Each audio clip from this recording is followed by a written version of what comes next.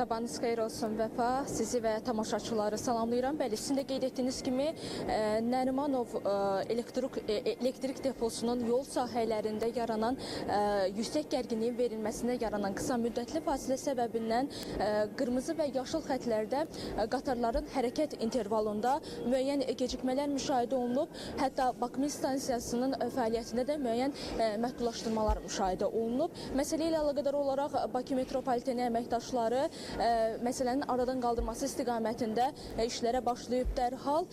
Ümumiyyətlə istərdim ki, bu barədə daha ətraflı məlumatı bizə Bakı metropoliteni Qapalı Səhmdar Cəmiyyətinin mətbuat katibi Bəxtiyar Məmmədov çatdırsın. Bəxtiyar bəy, salam, xoş gördük sizi. Ümumiyyətlə məsələ ilə əlaqədar danışmanızı istəyərdik ki, proses necə baş verdi və necə aradan qaldırıldı? Salam, hər vaxtınız xeyirli olsun. Bakı metropoliteni stansiyaları səhər saat 6-da sərnişinlərin girişinə açılsa da qatarların xəttə verilməsi təxminən 6-ya işləmiş 25 dəqiqə 6-nın yarısı vaxtlarında təxminən verilməyə başlanır. Saat 6-da Bakı metropoliteni Nərimanov elektrik deposunda yalnız yüksək gərginlikli enerjinin verilməsində müəyyən məhdudiyyətlər yaranıb və bu səbəbdən Bakı stansiyasının fəaliyyəti dayandırılıb və sərnişinlərin giriş çıxışı təmin olunmayıb.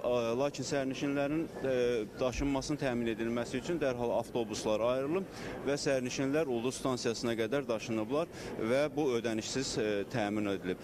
Təbii ki, əsas məsələlər yaşıl-qırmızı xətlərimizdə baş verib. Səhər bilirsiniz, Bakı metropolitenində 8-in yarısından artıq sıx hərəkət başlanır.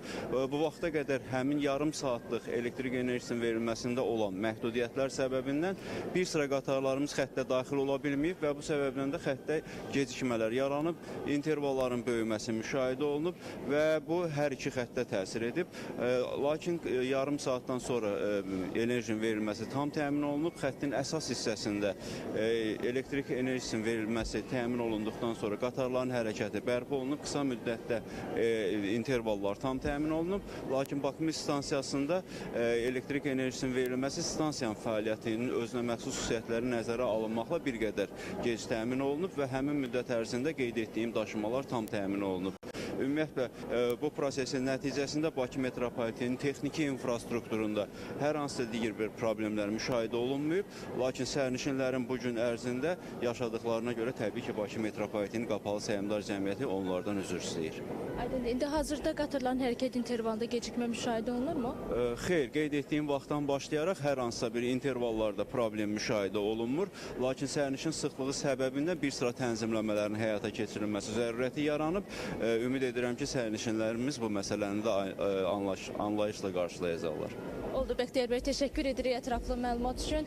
Vəfa, mən bir daha qeyd etmək istəyirəm ki, səhər saatlarında Nərimanov elektrik deposunun yol sahələrində yüksək gərginliyin verilməsində yaranan qısa müddətli fasilə səbəbindən qırmızı və yaşıl xətlərdə qatarların hərəkət intervalında müəyyən gecikmələr yaşandı və bax, bu gecikmələrin səbəbi nə idi və necə aradan qaldırıldı? Bu barədə bizə Bakı metropoliteni Qapalı Səhmdar Cəmiyyətinin mətbuat katibi Bəxtiyar Məmmədov aydınlıq gətirdi. Vəfa, çatdıracaqlarım bundan ibarətdir. Buyurun, yenidən söz sizdədir.